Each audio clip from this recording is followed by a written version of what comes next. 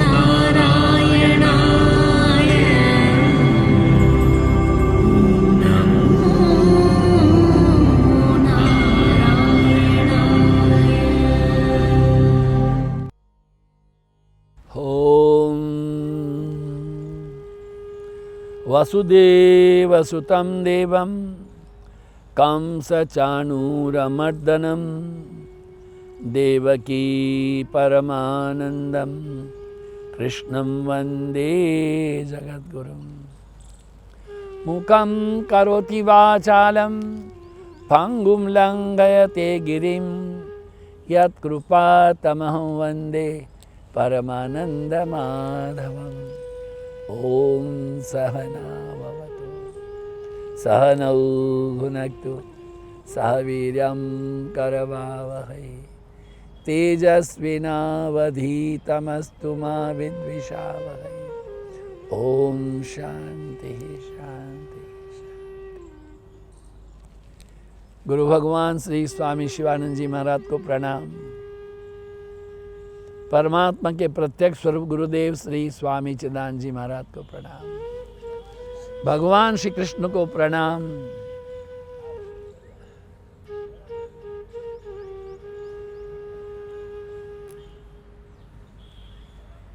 अर्जुन जी ने प्रणाम, वेदव्यास जी ने प्रणाम। समग्र सृष्टि में જેટલા સંતો મહંતો છે સૌને પ્રણામ। ગયા રવિવારે આપણે વાત કરતા હતા, ના સતો વિદ્યતે ભાવો ના ભાવો વિદ્યતે સતઃ ઉભયો અપી દૃષ્ટંત તસ્તંત્યોનો તત્વદર્શિભિઃ। असत्व वस्तुतोનું अस्तित्व है ही नहीं, असत का अस्तित्व नहीं है और सत का अभाव नहीं है। इस प्रकार दोनों को हम तत्वज्ञानी पुरुषों के द्वारा देखा गया है। क्या बोला था नरसिंह मेहता की बात, जागिने जोऊं तो जगत दिशे नहीं। जब जब मैंने जाग गया अब मेरे को जगत नहीं दिखता है। जागना मैंने नींद से जागना नहीं है, आत्म जागरण हो गया, फिर वहां जगत नहीं होता है। पर वहां पर कोई भी एक सृष्टि नहीं होती है।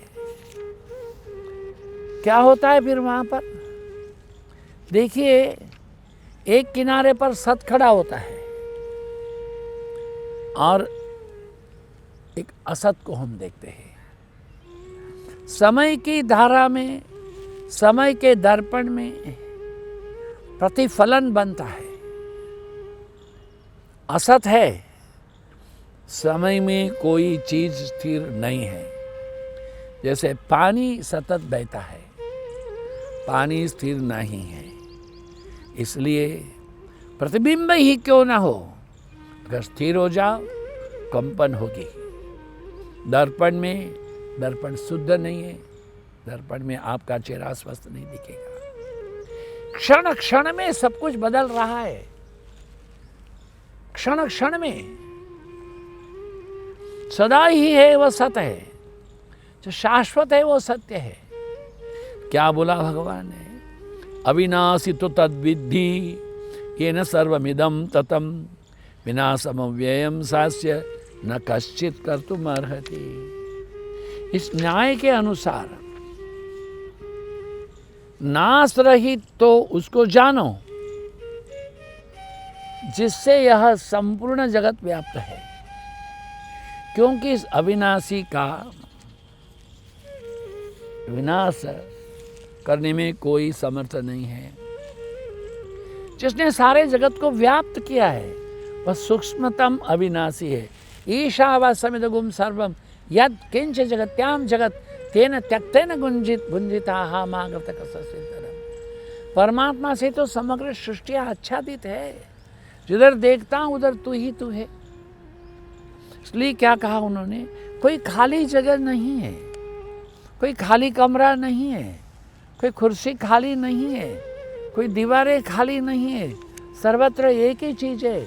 वन में, पुष्पों में, पहाड़ों में, नदियों में, पक्षी के कलरव में केवल सत्य ही सत्य है। आदमी की भाषा द्वंद्व से बनी है। इसलिए हमने जितने भी शब्द बनाए बड़े मज़ेदार हैं, अपने अपने ढंग से उसको हम उपयोग करते हैं और विनोद लेते हैं, किंतु ऐसा नहीं है। वास्तव में क्या है, कृष्ण का कहना यह बहुत जरूरी है कि जो कुछ भी सूक्ष्म है वह सत्य है। सत्य है क्योंकि सूक्ष्म है इसलिए हम पकड़ नहीं पाते, स्थूल को पकड़ पाते हैं। देखो स्थूल है, पत्ता हमने पकड़ लिया, किंतु सूक्ष्म क्या है, अदृश्य है, इसलिए हम नहीं पकड़ पाते हैं, किंतु पकड़ना पड़ेगा। भगवान बुद्ध और शंकर दोनों के बीच में कोई विवाद नहीं है। बुद्ध अपने ढंग से सोचते हैं, शंकर अपने ढंग से सोचते हैं, किंतु दोनों की सोच एक ही जगह पर जाकर रुकती है।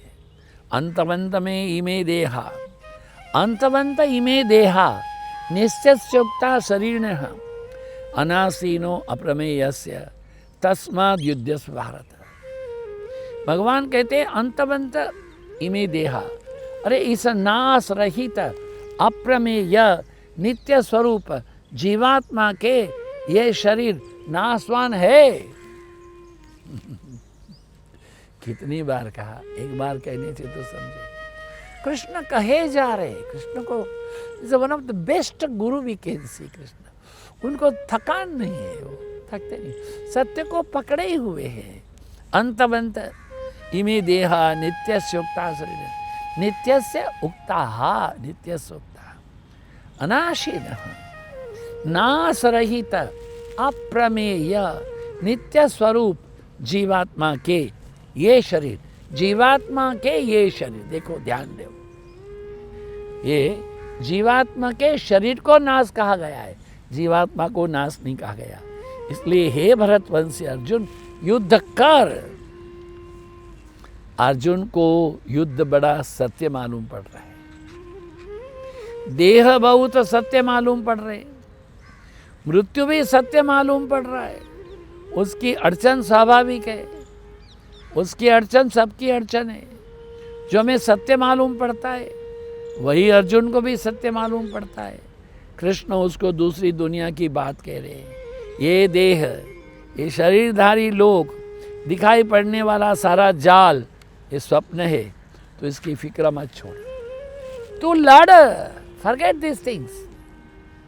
कृष्ण का लड़ने के लिए आह्वान तथा कथित धार्मिक लोगों को, सो कॉल्ड रिलीजियस लोगों को कष्ट देता है। आजकल भी कुछ लोग हैं अपना एक मत चलाते हैं, कृष्ण को तुम कैसे भगवान कहोगे जिसने युद्ध करा दिया। अरे जो युद्ध कराए, भाई भाई को लड़ा दे, उसको थोड़ा भगवान कहते। ऐसा कहने वाले आजकल लोग हैं, कहे उनकी अपनी समझ है, कृष्ण को आप नहीं समझे इसलिए कहते हैं। कृष्ण ने लड़ने के लिए नहीं कहा है, कृष्ण ने यही कहा था कि चारों ओर जो असत है, चारों ओर जो अनार्य है, चारों ओर जो अयोग्य है, चारों ओर जो पाप बढ़ा है उसको दूर, अरे चारों ओर जो कचरा जमा हो गया उसको निकालना है। य एनम वेत्ति हंतारम यश्चैनम मन्यते हतम उभौ तौ न विजानीतो नायम हन्ति न हन्यते। जो इस आत्मा को मारने वाला समझता है तथा जो इसको मरा हुआ समझता है, वो दोनों जानते ही नहीं है। ना आत्मा मरता है ना आत्मा मारने वाला, क्योंकि ना आत्मा मरता है। उभौ तौ न विजानीतो नायम हन्ति न हन्यते, क्योंकि आत्मा न तो मरता है न मारा जाता है। जो न मरता है न जो मारा जाता है हमारे भीतर, उसका नाम तो आत्मा है, और जो हमारे बाहर है उसका नाम है परमात्मा है। अभी सूर्य आएगा, सूर्य की किरणें हमारे पृथ्वी पर आती है। अभी हमने सोलार लगा दिए, वो सोलार से हमारी बिजली चलती है, सोलार से पानी गर्म होता है। सूर्य करोड़ों मील दूर है मगर उसकी ऊर्जा यहाँ है। परमात्मा कहाँ है और उसकी शक्ति स्फूर्ति यहाँ है, वही आत्मा है। अर्जुन के मन में यही चिंता, यही दुविधा, यही पीड़ा, मैं कैसे मारने में संलग्न हो जाऊं। ओ नारायण नारायण नारायण, मैं कैसे मारूं, इससे तो बेहतर है इससे तो अच्छा है मैं मर जाऊं। ये दोनों बातें एक साथ नहीं हो सकती है। एक बात को तो तय करना ही पड़ेगा। कृष्ण की बात उल्टी है। कृष्ण कर रहे हैं कि मारो, ये मृत्यु की संभावना नहीं है। जब तुम उनको मारते हो तो नहीं मारते, वो तो मरे हुए हैं। क्या कहते हैं कि जिसे हम मृत्यु कहते हैं वो प्रकट का फिर पुनः अप्रकट हो जाना है, प्रकट का फिर अप्रकट हो जाना है। हम एक कमरे में थे, दूसरे कमरे में चले गए। यही बात है, यही समझना। इसके लिए शुक्र नहीं करना। हम मृत्यु कहते हैं वह प्रकट का फिर पुनः अप्रकट हो जाना है। जिसे हम जन्म कहते हैं वो अप्रकट का पुनः प्रकट हो जाना है। जन्म क्या है? जन्म है दूसरे कमरे से नए कमरे में आए। मृत्यु क्या है? इस कमरे से एक और नए कमरे में गए। सुनो भाई, कृष्ण कहते हैं शरीर को मारने से न तो वो मरती है, क्योंकि आत्मा मरती नहीं, न शरीर को बचाने से आत्मा बचे। शरीर को बचा लिया जाए तो भी आत्मा तो उसको संबंध ही नहीं है मरना के। डॉक्टर लोग कितना प्रयत्न करते हैं। मैंने देखा है, हॉस्पिटलों में देखा है मैंने, डॉक्टर लोग लगे रहते हैं हार्ट के पेशेंट को छाती में यो करते हैं, तो मुंह में मुंह डाल करके उसको बचाने के लिए प्रयत्न करते हैं। नहीं बचा, मर गया तो छोड़ दिया, उसके मुंह में कपड़ा ढककर चले जाते हैं। जब तक उसमें प्राण है उसको बचाने के लिए तमाम प्रयत्न किए गए, अब प्राण नहीं है, छोड़ दिया। और जानते हैं कि मर गया, उसका कोई, जब तक प्राण है उसको जीने के लिए प्रयत्न करना, उसके लिए पूरा प्रयत्न किया हृदय से, मगर जब मर गया बस खत्म, छोड़ दिया। उसको कोई सुख नहीं है, दुख नहीं। वो जानते हैं कि ये सत्य है, क्योंकि ये जानते हैं कि वो ऐसा ही है। इस तत्व को जानना बहुत जरूरी है कि ना कोई मरता है ना कोई मारता है। ये मृत्यु में जन्म में कोई फर्क नहीं है। जन्म ही मृत्यु है, मृत्यु ही जन्म है। वो जन्म है तो मृत्यु न जायते म्रियते वा कदाचिन नायम भूत्वा भविता वा न भूयः अजो नित्य शाश्वतोयम पुराणो न हन्यते हन्यमाने शरीरे। बड़े बड़े विद्वान अपने प्रवचनों में इसका उपयोग करते हैं। अजो नित्य शाश्वतोयम पुराणो न हन्यते हन्यमाने शरीरे। क्या कहा है? ये आत्मा किसी भी काल में न जन्मता है न मरता है। अथवा जो आत्मा है वो फिर नहीं होने वाला, कोई अजन्मा नित्य शाश्वत पुरातन है।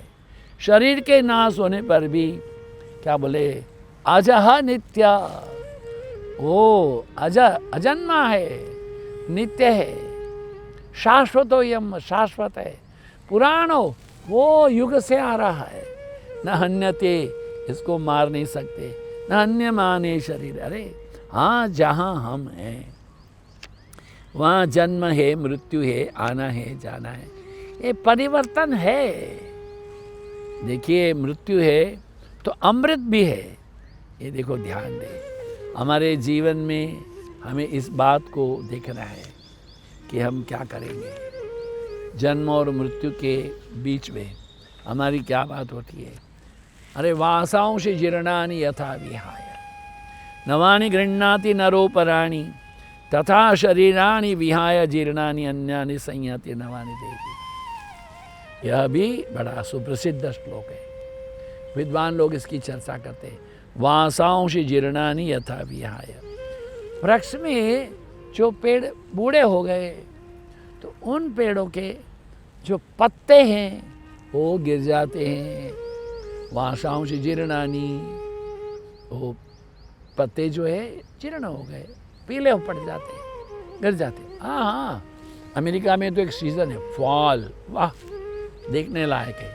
पूरी प्रकृति है धीरे धीरे धीरे करके ऑरेंज रंग की होती है, हरे वाले, पीले वाले पूरे ऑरेंज होते। We can see they are changing colour. It's wonderful thing, wonderful. क्या बोलते हैं उसको? फॉल कहते हैं।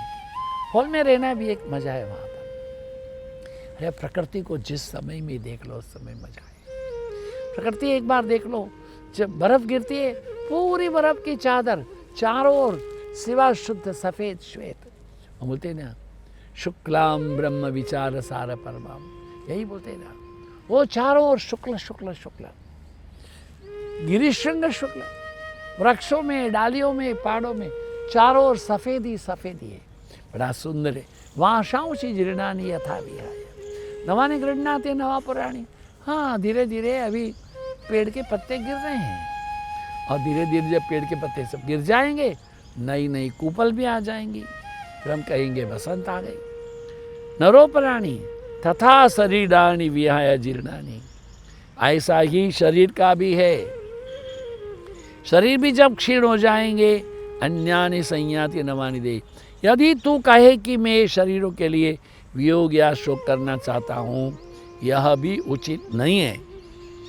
क्योंकि जैसे मनुष्य पुराने वस्त्रों को उतार के रखता है, वासांसी जीर्णानि यथा विहाय, पुराने वस्त्रों को जैसे उतार के रखता है, उसका तो शोक नहीं करता है। मेरे को हंसी आ रही है। पहले हम छोटे रहे, कहीं कपड़ा फट गया तो हमारी माँ ये कहती थी, फटा हुआ कपड़ा नहीं पहनना, दरिद्रता आती है। पर आजकल जो जीन पहनते हैं ना, उसको फाड़ फाड़ के छेद करके उसके बीच में खिड़कियाँ बनाते हैं। और मुझे कहा वो फटा हुआ जीन जो है ज़्यादा खिड़कियों वाला, उसका कीमत ज़्यादा होता है। क्या बात, वहाँ से जीर्णानी। अरे पहले कपड़े पुराने होते थे तो जमा रखती थी हमारी माँ, और वो बिक्री करने वाले आते थे, एक माई, जूने कपड़े ले लो, पुराने कपड़े दे दो, ऐसे बोलती थी। और पुराने कपड़े लेकर के सामने कोई पतीली देती थी, कोई सामान कुछ कुछ होता था देती थी वो। और घर में भी माई खुश होती थी, पुराने कपड़ों के बदले में ये मिल गया। बताओ, अभी तो रोना ही है। पुराना कपड़ा अगर हो गया है तो छोड़ देते हैं, तो नया कपड़ा पहन लेते हैं। वैसे ही जीवात्मा पुराने शरीर को त्याग कर नए शरीरों को प्राप्त होता है। वस्त्रों की भांति जीर्ण हो गए हैं वस्त्र, वो शरीर उनको छोड़ देता है। वैसे ही आत्मा छोड़ देती है इन शरीरों को। यहाँ एक प्रश्न होता है, कोई इंसान बूढ़ा हो जाए, अभी 80, 85, 90 का हो गया, अंगम गलितम बलितम मुंडम दशन विहीनम जातम तुंडम रद्दो याति ग्रहित्वा दंडम। ओ बूढ़ा हो गया, लकड़ी लेके चलता है, बाल झड़ गए, चबा नहीं सकता है, करता है, तो मरेगा तो ठीक बात है। 12 साल का बच्चा क्यों मरता है? 25 साल का बच्चा क्यों मरता है? ये तो वासांसी जीर्णानी नहीं है। तो क्या है? वो कर्म का फल। वो पुराने कर्मों के कारण, वो कर्मों के परिपाक को लेकर के जिसके यहाँ जन्म लिया, जिस पिता के यहाँ जन्म लिया, उस पिता के साथ उसका ऋणानुबंध था। जितना ऋणानुबंध उसके पिता के साथ होगा, उतना भोगेगा तो चला जाएगा। अभी अभी हमारे आश्रम की योगा टीचर, उनका बेटा very young and smart and energetic, वो फ्लाइंग कैप्टन था, ऑस्ट्रेलिया में रहा, किसी को हवाई जहाज सिखाने के लिए गया, ऑफिशियल था, लास्ट फ्लाइट थी उसकी, 200 घंटा सीखना चाहिए। बताओ क्या करो। लैंडिंग करने के समय फ्लैट हो गया, दोनों मर गए। यंग मैन, एनर्जेटिक मैन, 32, एकदम राजकुमार के जैसे। क्यों? उसके माता पिता के साथ ऋणानुबंध पूरा हो गया। अरे टिकट लेकर के हवाई जहाज में बैठते हो ना, कितना टिकट दे दिया? 18,000, 22,000, 23,000, 40,000 टिकट दे दिया, बस न्यूयॉर्क आ गया, उतरो। क्यों? आपका टिकट, अरे मैंने 45,000 दिया होगा मेरे पिताजी, उतरो। हमारे पैसे पूरे हो गए, हमको उतर जाना पड़ेगा, हम नहीं रह सकते वहाँ पर। ये क्या है? कर्म है ये। जब कर्म का लेन देन पूरा हो गया, बस फिर उसके बाद में हम आगे हमारे यहाँ पर जन्म नहीं। जितना सांस लेना है उतना ही होगा, उसके आगे एक भी सांस हम नहीं लेंगे ना। जिसको मरना नहीं है वो नहीं मरेगा, जिसको मरना है वो कभी भी मर सकता है। इसलिए नैनम छिन्दन्ति शस्त्राणि नैनम दहति पावकः न चैनम क्लेदयन्तापो न शोषति पापसा। क्या कहा कृष्ण ने? अरे भाई तू समझ, हे अर्जुन, इस आत्मा को शस्त्र आदि नहीं काट सकते, इसको आग नहीं जला सकती, इसको जल गिला नहीं कर सकता, वायु नहीं सुखा सकता। हमने पिछली बार आपसे कहा था इसके बारे में। हमने कहा था कुछ दिनों के पहले, हमने वो जो रामानंद सागर जी के रामायण को देखते थे ना, लंका में आग लग गई, समुद्र उछल रहा है, झुम झुम तीर चल रहे हैं। अरे इतनी बात नहीं है, लड़ाई हो रही है, खून गिर रहा है। अब रामायण का सीरियल पूरा हो गया, पर्दा वैसा ही। इसी पर्दे पर आग लगी थी, इसी पर्दे में वर्षा हो रही थी, इसी पर्दे में खून गिर रहा था। अब जब पूरा हो गया एपिसोड, पर्दा वैसा ही है। ऐसे ही है आत्मा, आत्मा भी ऐसा ही है, उसको कुछ इफेक्ट नहीं है ना। नैनम छिन्दन्ति शस्त्राणि नैनम दहति पावकः न चैनम क्लेदयन्तापो न शोषयति मारुतः। हे अर्जुन, इस आत्मा को शस्त्र आदि नहीं काट सकते, इसको आग नहीं जला सकती है, इसको जल गीला नहीं कर सकता है, वायु नहीं सुखा सकता है। अच्छेद्यो यम अदाह्यो यम अक्लेद्यो अशोष्य एव च नित्यः सर्वगतः स्थाणुरचलो यम सनातन। अच्छेद्यो यम अदाह्यो यम, क्योंकि आत्मा अछेद्य है, अदाह्य है, अक्लेद्य है, अशोष्य है। आत्मा निसंदेह नित्य है, सर्वव्यापक है, अचल है, स्थिर रहने वाला है। अरे आत्मा सनातन है। सनातन माने कंटिन्यूटी, पहले था, अभी है, बाद में रहेगा, जिसको आना जाना नहीं है। जब भी शिशी माँ आनंदमयी माँ के पास जाते थे, माँ कहती बाबा को नमो नारायण कहना। हमने कहा बाबा तो बहामास में है। दूसरे दफे कहा बाबा को नमन का न्यूयॉर्क में। माँ बोली अभी बाबा को आना जाना है। देखिए माँ कह रही है बाबा को आना जाना है, इसके लिए बाबा का शरीर बहामास में है, न्यूयॉर्क में है। बाबा तो नित्य है, बाबा सत्य है।